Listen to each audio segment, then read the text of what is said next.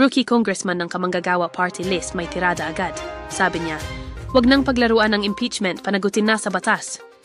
Pero teka, kung pananagutin sa batas ang goal, dapat bang linawin muna kung naayon sa batas ang pagreklamo?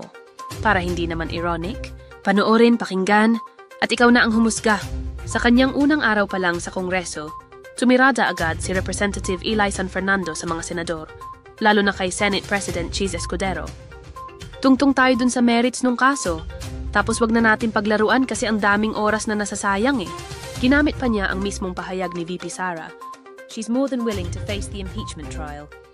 Gigil na gigil sa accountability, pero ang tanong ng ilan, ikaw ba papayag kang itrial agad para managot sa batas, pero ang reklamo laban sa'yo, posibleng illegal ang pagkakagawa? Isn't that ironic? Sabi nga ng iba, the end does not justify the means.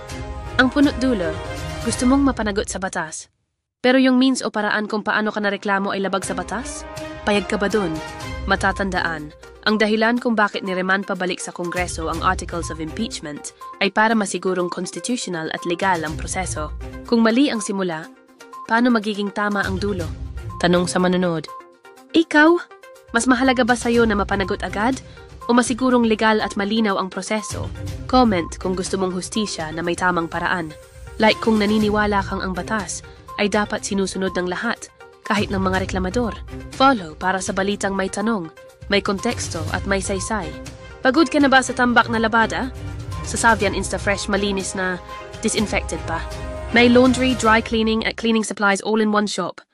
Kaya ano pang hinihintay mo? Tara na sa Building 8A4, Bahay Caridad, Bayani Street, Quezon City. Sa Savian sulit ang linis at ginhawa.